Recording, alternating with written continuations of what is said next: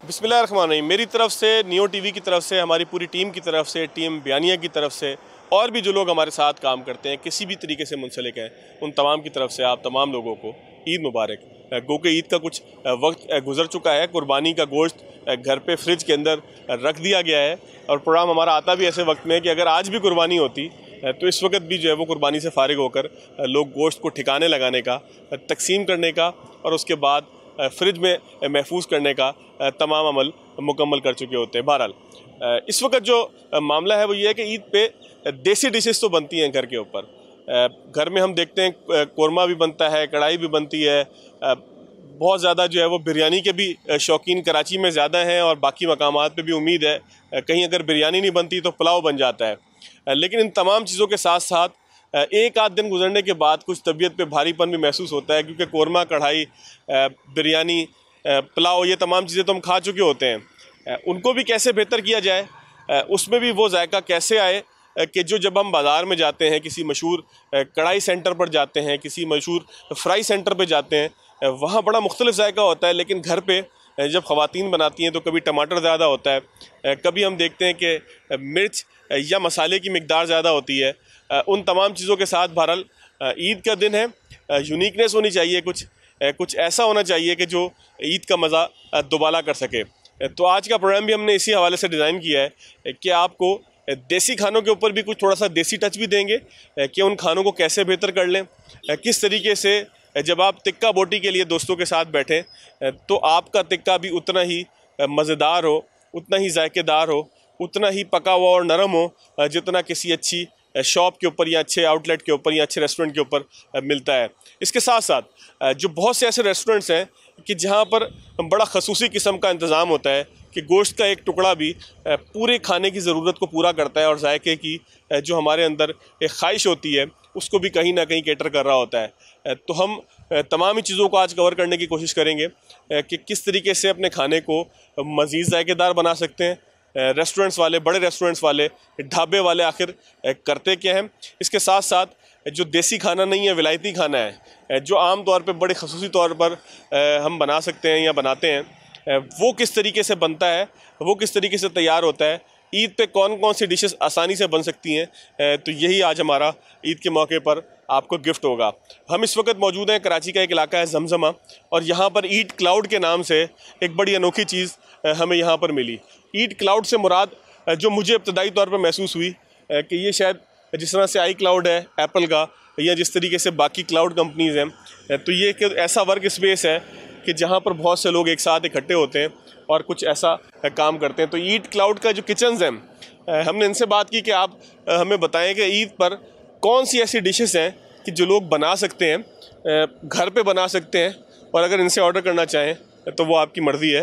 ज़ाहिर है कि मैं आपको इस बात का पाबंद नहीं करूँगा। तो ज़रा चलते हैं अंदर, देखते हैं क्या हो रहा है। अच्छा जी, अंदर हम आए हैं तो माहौल यहाँ पर यह है कि 5-6 बल्कि कुछ ज़्यादा ही शायद किचन्स यहाँ पर मौजूद हैं जहाँ पर लोग काम कर रहे हैं और ऑर्डर्स भी आ रहे हैं और डिलीवर भी हो रहे हैं। ये तो यहाँ का माहौल है, लेकिन आपका ईद का माहौल कैसे बेहतर करें इसके ऊपर बात करते हैं। हमारे साथ रयान साहब है। जब हम यहाँ आए, इनकी बड़ी मेहरबानी है कि इन्होंने घुसने भी दिया और बात करने के लिए तैयार भी हुए और बताएंगे भी ये क्या आपने ऑर्डर करना है, क्या आपने मंगवाना है और ये क्या कर रहे हैं, ये क्या हेल्प कर सकते हैं। ऑर्डर करने पे मैं आपको मजबूर नहीं कर रहा, घर की ख़वातीन को ख़ास तौर पे कुछ बना लीजिएगा ईद पे, अच्छी बात है, ईद पे बन जाना चाहिए। लेकिन ज़ाहिर है कि जब हम इनके पास आए हैं तो इनका पैगाम भी आपको देंगे। और शेफ़ फ़ायज़ा बिलाल भी मेरे साथ मौजूद हैं, पाकिस्तान की बड़ी मशहूर शेफ़ हैं, पाकिस्तान से बाहर भी पाकिस्तान की नुमाइंदगी करती रही हैं। तो देसी से हट के, देसी तो क्योंकि दादी जान का टोटका होता है या नानी जान ने समझाया होता है कि बिरयानी के अंदर जायका कैसे आता है और जो है वो कढ़ाई को कैसे मज़ेदार बनाया जाता है, और टमाटर कम करने से क्या होता है, और जो है वो प्याज अगर ज़्यादा जल जाए तो फिर कोरमे के साथ क्या होता है, वो सारी चीज़ें भी हम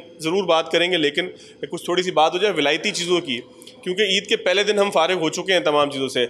अच्छा रयान साहब, मेरी तकरीर तो बाहर भी बड़ी तवील हुई, फिर आपके पास भी मैंने आके अपनी बात शुरू कर दी। मैं आपसे ये समझना चाह रहा था, ये आप कर क्या रहे हैं, ये क्लाउड आपने क्या बनाया है, यहाँ बादल कैसे छा गए हैं? Thank you Fawad. E cloud जो है वो एक वेंचर जो हमने शुरू किया था जो प्रमोट करता है फूडप्रेन्योर्स को, बिकॉज अगर आप देखें इकोनॉमिक हालात ऐसे हैं कि स्टार्टअप कॉस्ट बहुत ज़्यादा है, ऑपरेशनल कॉस्ट बहुत ज़्यादा है।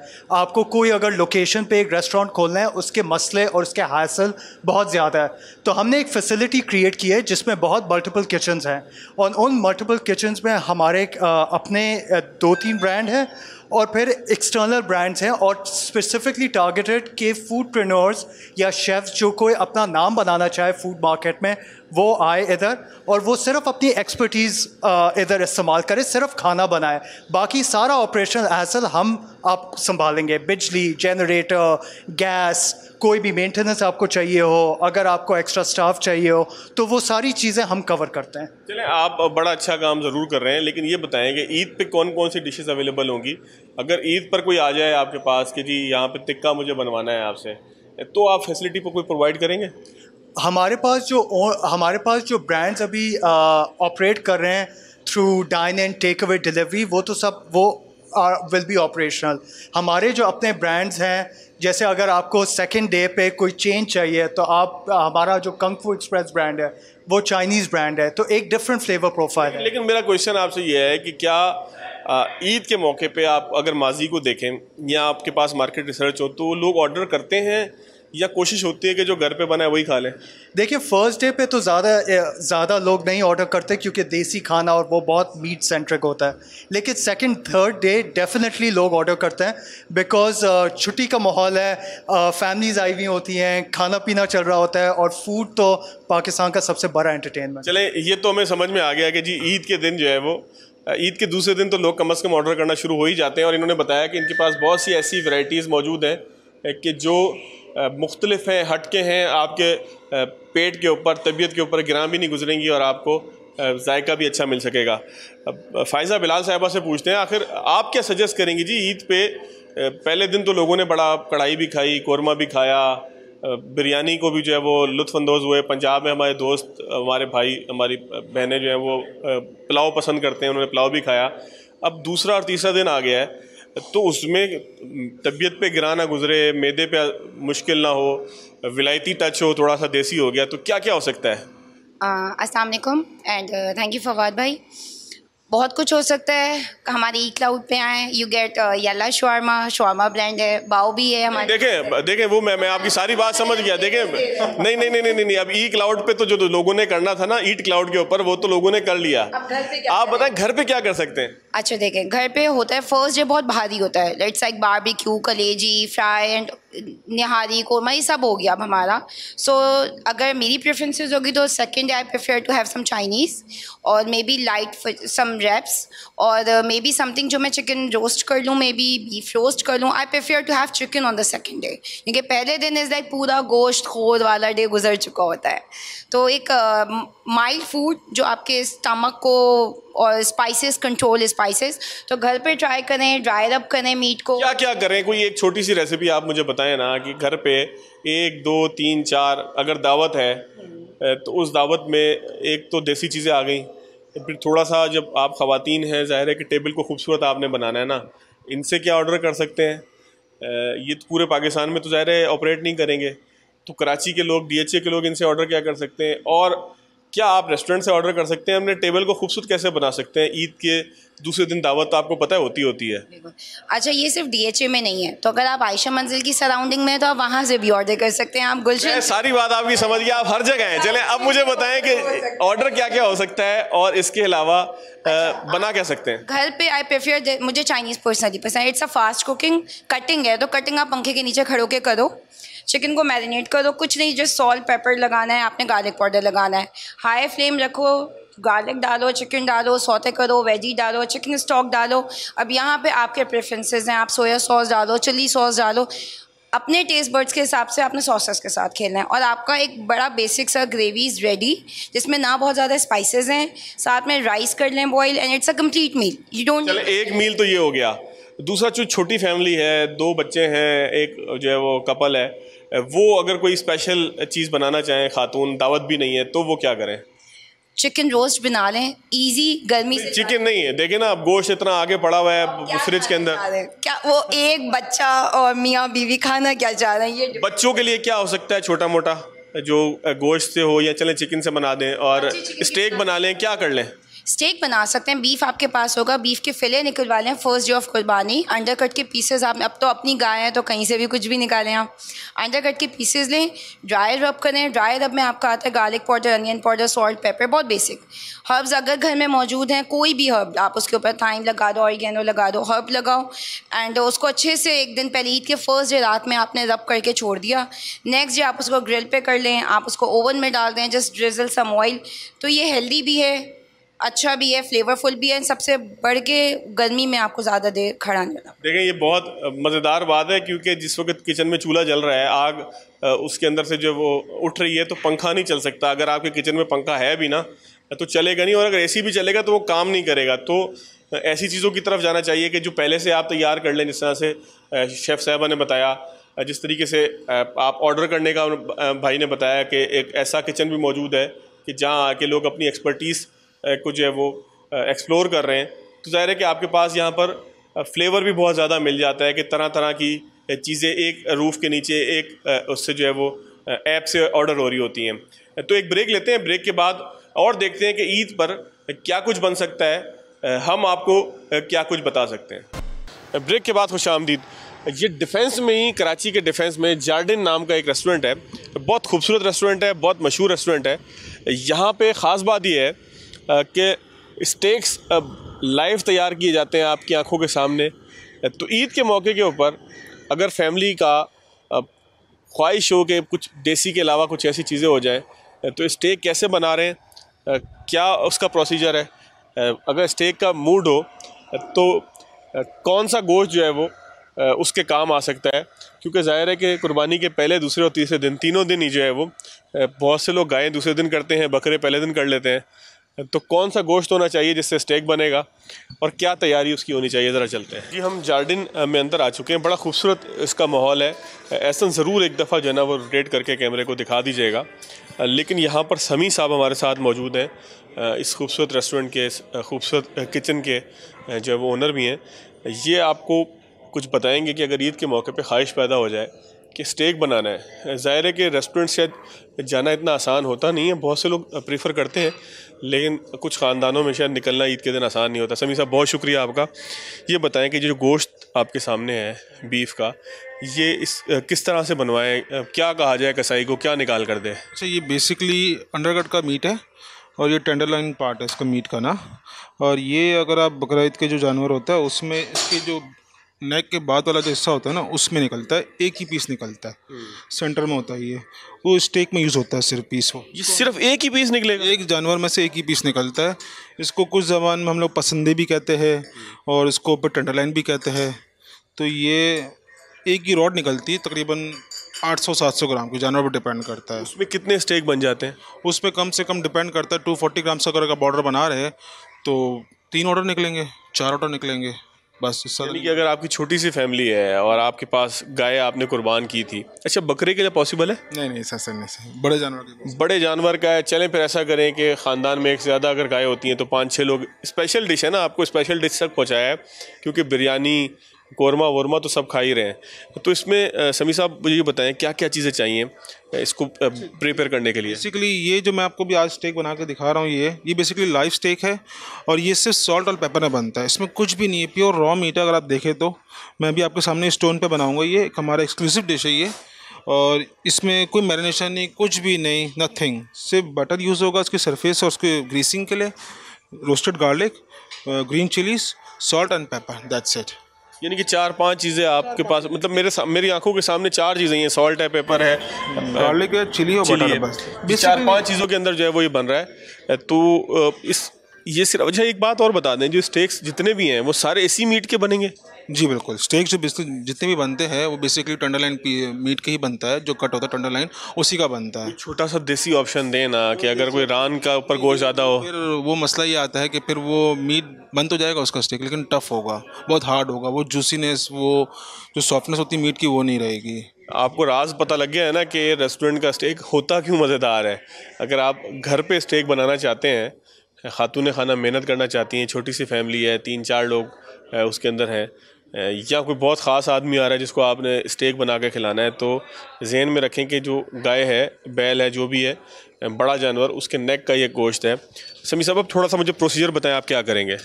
अभी मैं इसको सिर्फ जो छोटे पीसेस में कट करूँगा, इसमें शेयर करूँगा, सॉल्ट, पेपर, दैट्स इट। और कुछ शुरू करें, हम देखते जाते हैं साथ साथ जी। इन्होंने ग्रेसिंग की, यानी कि ताकि चिपके नहीं। उसके ऊपर मीट का वो पीस रखा जो मैंने बताया कि गर्दन से आया, उसके ऊपर नमक और काली मिर्च, ये 2 चीज़ें डाली, और ये मक्खन था जिससे इन्होंने ग्रीसिंग की थी। अब क्या होगा समी भाई? अब इसको हम 2-1 मिनट तक कुक करेंगे, दोनों साइड शेयर करेंगे। इसके बाद इसको मीडियम टू मीडियम ऑयल में पकाएंगे और फिर आपको सर्व करेंगे। बस ये रेडी है? तो ये कच्चा कच्चा तो नहीं होगा? सर बिल्कुल कच्चा नहीं होगा, आपके सामने कुक आप देखेंगे इसको। मैंने आपके सामने पूरा रॉ मीट शेयर करूँगा और उसको स्लाइस करूँगा और आपको सर्व करूँगा आपके सामने सब कुछ। देखें जी, ये बहुत आसान काम हो गया है ख़वातीन के लिए ख़ास तौर पे। बस ये मुझे समझना मुश्किल हो रहा है कि 3-4 स्टेक एक गाय से निकलेंगे, तो ईद के मौके पे आपके घर में 1 है, 2 हैं, 3 हैं, 4 हैं गायें, जो भी हैं, अगर आपने स्पेशल डिश लेनी है तो ये तरीक़ेकार आपको पता लग गया। बहुत ही आसान है। नीचे से आपने इसको गर्म कैसे हो रहा है ये सभी साहब? बेसिकली हमारा अपना एक सीक्रेट फार्मूला है।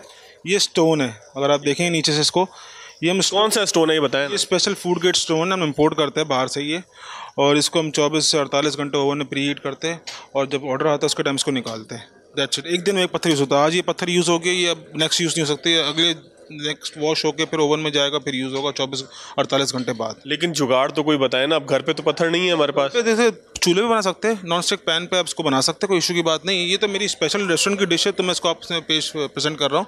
वैसे घर पे आप नॉर्मल इसको ग्रिल, तो अगर आप बारबेक्यू कर रहे हैं ना, बारबेक्यू के ऊपर आप इसको कोयले को गर्म करें, ऊपर आपके पास जो जाली वाली ग्रिल आती है उसको रखें और उस पर शेयरिंग करें। That's it. अच्छा, ये हो सकता है। मुझे जो है ना वो हल नज़र आ गया इसका कि स्टेक आप कैसे बनाएं। मैं पहले यही सोच रहा था कि घर में तो ये एक बड़ा मसला हो जाएगा, क्योंकि गाय जिस घर ने काटी है तो वो कोई एक आध बंदों के ऊपर तो मुश्तमिल होगा नहीं, और अगर आपने हिस्सा डाला है तो वो सारा गोश्त आपको क्यों देंगे ये? क्योंकि हर किसी की ख्वाहिश होती है स्पेशल गोश्त है, इसके जी पसंदे बनेंगे जी, ये होगा वो होगा। तो हल इसका ये निकला है कि आप ये गोश्त अलग कर लें। इस गोश्त को अलग करने के बाद इसको मैरिनेट करने की ज़रूरत भी नहीं है, उन्होंने जिस बताया नरम है। और फिर जब तिक्का बोटी का आप लोगों का प्लान हो, जिस तरह से रात में ईद की रात, समी भाई आप भी करेंगे मेरा ख्याल है। बिल्कुल ज़रूरी है, तो बिल्कुल ज़रूरी है। तो जब आप फ्रेंड्स के साथ बैठेंगे वहाँ पर जो है वो बारबेक्यू का प्लान होगा, तो उसमें ना ये स्टेक ज़रूर आप ट्राई करें। इसका नाम क्या था समी भाई? इससे हमने इसका नाम रखा हुआ ली रेयर स्टेक। ये अपने आप में एक यूनिक स्टेक है, जिसका कुकिंग मेथड है वो यूनिक है, तो इसका नाम ना ली रेयर रखा हुआ है। ली रे को किसी और जगह पर कुछ और भी कहा जाता है, या ये आपका? नहीं, हमारा अपना नाम है। ये आपका अपना रेयर एक्सक्लूसिव डिश है, क्योंकि ये स्टोन वाला फार्मूला पूरा पाकिस्तान में किसी के पास नहीं है। ये स्टोन वाला फार्मूला, चलें अब आपके पास स्टोन तो नहीं है, क्योंकि ये आप स्टोन कहाँ से लेंगे, कैसे लेंगे, वैसे मिलता कहाँ से है स्टोन? जैसे इम्पोर्ट करवाते हैं हम लोग, अगर किसी को घर के लिए चाहिए हो। नहीं, बेसिकली हम चाइना से इंपोर्ट करते हैं। इसकी हैंडलिंग थोड़ी मुश्किल है घर के लिहाज से भी ना। ये स्टोन एक सर्टेन टेम्परेचर में फटता भी है, उसकी केयर करनी पड़ती है। बेसिकली जो स्टेक बनते हैं ना नॉर्मली घरों में या कहीं भी रेस्टोरेंट में, वो ग्रिल पे बनते हैं। तो चलें आसान है ना, अब आप ग्रिल ले लें। ग्रिल के अंदर क्योंकि आपने बारबेक्यू का प्लान है, दोस्त जमा हुए हैं, रिश्तेदार जमा हुए हैं, चादरें लगी हुई हैं, सामने चूल्हा लगा हुआ है, ये खूबसूरत मंजरनामा जो है मौजूद है, तो उसमें आप एक काम ये कर लें कि ग्रिल के ऊपर थोड़ा सा बटर लें। बटर से जो है वो उसको थोड़ा सा पहले ऑयली कर लें ताकि स्टेक चिपके नहीं, और उसके बाद जैसा समी साहब दिखा रहे हैं आपको, सिर्फ नमक और काली मिर्च डालना है। इसका जायका जो है वो यूनिक कैसे होगा अगर इसमें 2-3 मसाले ही हैं? सर मीट का एक अपना फ्लेवर होता है। इसके अंदर आप देख रहे हैं ये ब्लड हो गया, इसके जो पानी जो ब्लड होता है इसका अपना एक प्रोटीन होता है, इसका एक अपना टेस्ट होता है जो इसका जायका बनाता है। मीट का अपना फ्लेवर ज़्यादा मज़ा करता है एज़ कम्पेयर टू उसमें अगर मैं मैरिनेशन करूँ, उसके अंदर फ्लेवर डालूँ तो वो मज़ा नहीं रहता। फिर अब दुनिया में देखें, अब लोग कच्चा मीट खाना पसंद करते हैं, इसलिए करते हैं क्योंकि ताकि मीट का अपना फ्लेवर उनको आए। अच्छा, ये हम देसी लोग जो हैं हम तो खूब पकाना पसंद करते हैं, तो जब ये खाएंगे तो बहुत कोई कच्चा कच्चा सा गोश्त तो नहीं आएगा? आपकी डिमांड पे स्टेक बनेगा, जितना आप बोलेंगे उसको उतना पकाऊंगा। ये इतना पक जाएगा कि एक देसी आदमी की डिमांड पूरी हो जाएगी, यार खाना पका हुआ है। अच्छा, मीट की एक अपनी खासियत होती है, मीट जितना आप कुक करोगे ना उतना मीट टफ होता जाता है। जितना मीट कच्चे की तरफ रहता है उतना मीट सॉफ्ट और जूसी रहता है। कुक करते रहेंगे इसके ना जूसेस ख़त्म हो जाएंगे मीट के अपने। तो अगर देसी लोग जिस तरह से लोग पाकिस्तान में खाना पसंद करते हैं तो मीडियम टू मीडियम वेल खाना पसंद करते हैं। तो समी भाई एक रेस्टोरेंट सीक्रेट मुझे और बता दें। ये तो चलें स्टेक बन ही रहा है, हम देख भी रहे हैं, एक रेस्टोरेंट सीक्रेट मुझे और बता दें। आप लोगों का जो टिक्के होते हैं या आप लोगों की जो बोटियाँ होती हैं वो बहुत अच्छी मैरिनेट हुई हुई होती हैं, क्या रीज़न है कि वो घर के टिक्कों के मुकाबले में कच्ची नहीं होती हैं। मेरा बेसिकली मैं यहाँ पे तो वो वाला मीट सर्व नहीं करता हूँ जो बारबेक्यू वाला मीट होता है, और वो डिश भी सर्व नहीं करता हूँ मैं। दूसरी जो डिश राज तो बता देना। ये बेसिकली इनके अपना मैरिनेशन गेम होता है और कुछ नहीं होता। वही नॉर्मल मीट जो मार्केट में आम लोग जो घरों में यूज़ करते हैं वही मीट रेस्टोरेंट वाले भी यूज़ करते हैं। कोई रॉकेट साइंस तो नहीं है, इनके अपने मैरिनेशन का फ़र्क होता है बस, सबके अपने सीक्रेट मैरिनेशन है और कुछ नहीं है। यानी कि मैरिनेशन अगर आप अच्छी कर लेंगे ना तो आप यकीन कीजिए कि जो भी घर पे टिक्के बन रहे हैं ना, आप अपने मेहमानों को कच्चे सर्व नहीं करेंगे कि आप पराठे लेके आते हैं बाज़ार से ठंडे ठंडे और उसके साथ आप जो है वो कच्चा गोश्त दे देते हैं, लोग खामोशी से उसके ऊपर जो है वो कोल्ड ड्रिंक चढ़ा के निकल जाते हैं। ये ना करें, अच्छे से उसको मैरिनेट कर लेंगे तो आपको ये वक्त नहीं देखना पड़ेगा कि वो कच्चा कहलाए। समी साहब आपका बहुत शुक्रिया। Thank you so much. ये साइड स्क्रीन के ऊपर फहद साहब आप पूरा इसका प्रोसीजर दिखाते जाएं। आप इधर आ जाएं, मैं इख्तिताम की तरफ जाता हूं, लेकिन ये स्क्रीन के ऊपर जब आप प्रोग्राम देखेंगे तो ये वाज़े तौर पे दिखेगा कि किस तरीके से इसका प्रोसीजर समी साहब ने मुकम्मल किया। ब्रेक के बाद खुशामदीद। ज़ाहिर ईद पे देसी खाने ना हो तो ये ईद जो है वो ईद लगती नहीं है। आपको हमने दिखाया कि किस तरीके से देसी के अलावा विलायती खाने आप जो है वो ईद पर बना सकते हैं, टेस्ट कर सकते हैं। स्पेशल कोई डिश हो, कोई फरमाइश कर दे घर में बड़ा बूढ़ा या आपके शौहर नामदार फरमाइश कर दे तो वो कैसे पूरी करनी है। लेकिन ज़ाहिर पूरे ख़ानदान को भी जायके बख्श खाने खिलाने, ऐसे खाने कि जो जायके के अंदर अपनी इंतहा रखते हों, जिसमें इश्तहा आए और याद रहा जाए कि इस ईद के ऊपर ये सब कुछ हुआ। कैफ़े लजीज़ बंस रोड का बहुत मशहूर कैफ़े है, बड़ा तारीख़ी कैफ़े है, बहुत मशहूर रेस्टोरेंट है और यहाँ पर जो मिलने वाला खाना है वो वाकई लजीज़ होता है। 2-3 डिशेस तो ऐसी हैं कि जो जब भी मैं आया हूँ मैंने ज़रूर यहाँ पर ट्राई की हैं। यहाँ जो मिलने वाली कढ़ाई है वो पूरे कराची के दीगर मकामात या दीगर रेस्टोरेंट्स के मुकाबले में बिल्कुल मुख्तलिफ है। लेकिन इसके साथ साथ जो यहाँ पर कटाकट मिलता है, मगज़ जिसके अंदर मिक्स है, वो भी अपनी मदद जो है वो अपनी मिसाल आब है। कैफ़े लजीज़ की ख़ास बात यह है कि यहाँ के खाने वाकई बड़े लजीज़ हैं, इस तरह मैंने पहले बताया। और जो कराची में मौजूद लोग हैं उन्होंने लाजमी कैफ़े लजीज़ में कभी ना कभी आकर जो है वो कढ़ाई खाई होगी, जो कराची के पुराने रहने वाले हैं।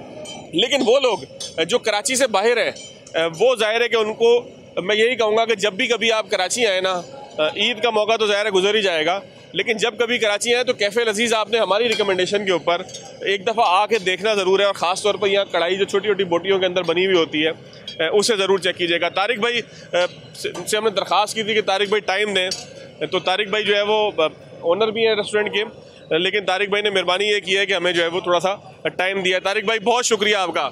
बहुत कोई ऐसी बात नहीं। तारिक भाई ईद का दूसरा दिन है जब प्रोग्राम नशर होगा, ज़ाहिर रिकॉर्ड नाज़रीन हम थोड़ा सा पहले कर रहे हैं। तो ये जो आपकी कढ़ाई है इसमें आप बोटियाँ बड़ी छोटी छोटी सी होती हैं और हम बाकी जगहों पर जब कढ़ाई खाते हैं तो उसमें हड्डियाँ ज़्यादा होती हैं, गोश्त कम होता है। आपके पास जब भी आए हैं तो गोश्त ज़्यादा होता है, हड्डी कम होती है, क्या इसका तरीक़ेकार है? ये कि उम्मूमन गोश्त में जो है ना हम सिर्फ मटन लेग इस्तेमाल करते हैं और मटन लेग में ये होता है कि उसकी हड्डी अलग हो जाती है, बोटी अलग हो जाती है।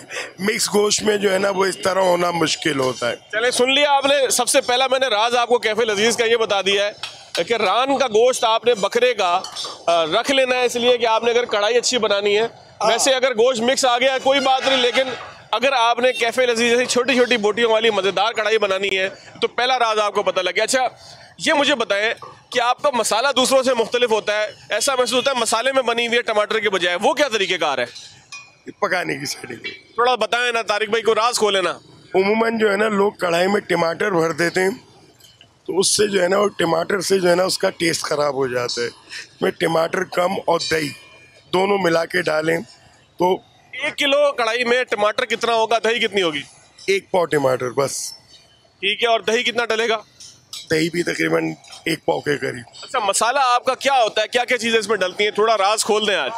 कोई नहीं, सिर्फ पकाने की सेटिंग है बस। थोड़ा सा तारिक भाई ईद का मौका है ना, तो ईद के मौके पे खास क्या है? फवाद भाई देखें, हर काम करने वाला जो है ना अपने काम में माहिर होता है। जो आपकी फील्ड है आप उस, एक मिसाल दे रहा हूँ आपको, जो आपकी फील्ड है उस पर आप माहिर हो। और मैं तो एक बात जानता हूँ, माँ के पेट से कोई सीख के नहीं आता। ईद के मौके पे अपनी डिशेस को खास कैसे बनाएं, आप क्या कहेंगे? ईद पे तो आप कुछ भी बनाओ अच्छा बनेगा। क्या क्या करें उसमें, कुछ जायके के लिए आप सजेस्ट करना चाहें? गोश्त में जो है ना कढ़ाई से बेहतर और कोई चीज़ नहीं। और मसाले में क्या क्या चीज़ें डालें? बस सिर्फ पकाने की सेटिंग है और कुछ नहीं। क्या करें? पहले प्याज को, अपना प्याज तो है ही नहीं, टमाटर को जो है वो पहले तलना है, क्या करना है? पहले गोश्त को गलाएं। ठीक है, गोश्त को गलाएं किस चीज़ में? पानी में। पानी में गलाएं। उसके बाद फिर टमाटर डाल के उसको थोड़ा सा इसको पकाएं, टमाटर बारीक हो जाए, फिर इसमें घी डाल के, दही डाल के इसकी बुनाई करें। दही डालें, घी डालें, भुनाई करें, गोश्त में पकाएं। कितनी देर में आपकी कढ़ाई तैयार होती है? देखिए, ये तो उमूमन घरों में तो गैस आ ही नहीं रही, हम भी यहाँ सिलेंडर इस्तेमाल कर रहे हैं। हमें भी मैक्सिमम जो है ना 1 किलो कढ़ाई में 25 मिनट लगते हैं लाजमी, लेकिन घर में जो है ना ये कम से कम पौने घंटे का काम है। अच्छा, ये जो कढ़ाई आप बना रहे हैं इसमें कोई ऑयल भी खास यूज होता है? मक्खन यूज करते हैं? क्या यूज करते हैं? मक्खन भी होता है, वैसे ज्यादातर डालडा की। अच्छा, मक्खन की कढ़ाई अलग होती है, अलग ऑर्डर आता है? जी जी जी जी, मक्खन का अलग होता है। तो ये आपको जो है ना वो राज पता लग गया है। उसमें हरी मिर्च का तड़का देना है, ऊपर क्या देना है? हरी मिर्च है और गरम मसाला जो डलता है, काली मिर्च और गरम मसाला। काली मिर्च का, गरम मसाले का तड़का आपने देना है। राज खुल चुका है कैफे लजीज की मज़ेदार कढ़ाई का, जो है वो राज खुल चुका है। तब एक चीज़ और पूछते हैं ज़रा, जब तक फारिग हो जाए तारिक भाई। मगज़ यहाँ पर बड़ा मज़ेदार होता है, जो मगज़ का आपको प्लेट मिलेगी, क्या कहते हैं यार इसको जो आप बना रहे हो? कटाकट। कटाकट जो बना रहे हैं, इसमें आप अपनी मर्जी से सिर्फ मगज़ करवा लें, मगज़ मिक्स करवा लें, बहुत सारी चीज़ें, लेकिन ये बहुत मज़ेदार होता है। तो इसका क्या तरीक़ेकार है? तारिक भाई ज़रा फ़ोन से फारिग हों तो हम इनसे ज़रूर पूछते हैं। यहाँ जो हम इस वक्त सूरत हाल देख रहे हैं वो ये है कि ज़रा ऐसा आगे आए, देखें कढ़ाइयों में इस वक्त है क्या क्या, ज़रा एक नज़र कढ़ाइयों का दिखाएं। ये जिस कटाकट की मैं बात कर रहा था, ये वो तैयार हो रहा है, कढ़ाई में तैयार हो रहा है, तवे पे नहीं है। तो ये तवे में क्यों नहीं है, कढ़ाई पे क्यों है? और इसके साथ साथ ये क्या चीज़ है भाई? ये कटाकट है। ये भी कटाकट है। तो ये कढ़ाई मेरा ख्याल है मटन के लिए खाली पड़ी है। ऐसा आप दोबारा अपनी जगह पे आ जाए। कटाकट का डिपार्टमेंट है, कढ़ाई का डिपार्टमेंट वो है। अभी वो कट कट कट कहलाता है। ये क्या कर रहे हैं आप? बस ये हमारे यहाँ जो है तकरीबन 45 साल हो गए, अल्लाह ने इसमें हमें किया हुआ है। उमूमन सिर्फ कटाकट जो है ना ये हमारे यहाँ ही बनता है कटाकट। इसमें तारिक भाई, कटाकट में क्या खास चीज़ होती है? घर पे बनाना हो तो क्या करें? ये घर पे बनना मुश्किल है। क्यों, क्या ऐसा है इसमें? नहीं, ये घर पे बनना मुश्किल। रेसिपी नहीं आएगी लोगों को या क्या चीज़ है? ये इसको बनाना जो है ना बहुत मुश्किल काम है। तारिक भाई, थोड़ी सी मुश्किलात बताएं ना। नहीं, ये अमूमन जो घर में पकेगा ना उसमें स्मेल आएगी। यहाँ जो हमारे यहाँ पकता है ना उसमें ये वो है, और एक वो कि स्मेल नहीं आती। अच्छा तारिक भाई, स्मेल से कैसे बचें? घर में गोश्त को जायकेदार कैसे बनाएं? लहसुन और अदरक, लहसुन का जो है इस्तेमाल करें। अच्छा, आप जो ये कटाकट बना रहे हैं ये आप उसमें मक्खन में बना रहे हैं क्या तेल में बना रहे हैं? खाने के मक्खन में बना रहे। मक्खन में बना रही थी। तारिक भाई आपका बहुत शुक्रिया। प्रोग्राम का इख्तिताम नाज़रीन यही करेंगे। जो कटाकट पे हमें समझ में आया वो ये था कि ये तारिक भाई का कहना ये था कि आप ये घर पे बना नहीं पाएंगे, तो उन्हीं चीज़ों को बनाने की कोशिश करेंगे जो आप बना पाएँ। बहरहाल हमने यहाँ पर देखा, ज़रा ऐसा दिखाइएगा कि यहाँ पे गुर्दे भी मौजूद हैं, चाँपे भी मौजूद हैं, यहाँ पर जो है वो दिल भी मौजूद है। ये तमाम चीज़ें जो है वो कटाकट में शामिल होती हैं। चाँपे भी मेरे ख्याल है अलग से बनती हैं। तारिक भाई बस एक आखिरी चीज़ बचा है, चाँपों का क्या करते हैं? चाँपे कटाकट में डलती हैं। चाँपे कटाकट में डलती हैं जी।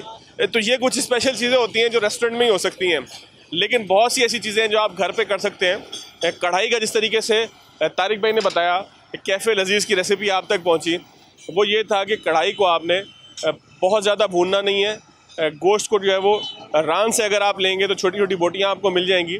तो कुछ चीज़ें अगर आप ऐसी कर लें ईद के मौके के ऊपर, तो जाहिर है कि ये जायका दोबाला कर देंगी, मज़ा आपको ज़्यादा आएगा और याद भी आएगी बंस रोड की इस फूड स्ट्रीट की, साथ साथ उन बड़े रेस्टोरेंट्स की कि जहाँ पर आप जाते हैं और शौक़ से खाना खाते हैं। तो आज का प्रोग्राम इतना ही है नाज़रीन, इजाज़त दीजिएगा इस उम्मीद के साथ, इस दुआ के साथ कि अल्लाह ताला आपकी कुर्बानी कबूल करे, अल्लाह ताला उस जज्बे को कबूल करे कि जिसके तहत आपने गुज़िश्ता रोज़ और आज के रोज़ कुर्बानी की, और कुर्बानी के साथ साथ अल्लाह के रास्ते में वो जानवर कुर्बान किया कि जो हज़रत इब्राहीम अलैहिस्सलाम की, हज़रत इस्माईल अलैहिस्सलाम की याद है, और उस याद के पीछे बुनियादी तौर पर ये गोश्त, ये खून यहीं रह जाना है तो अल्लाह ताला के पास आपका वो जज्बा जाना है जो कुर्बानी का जज्बा है।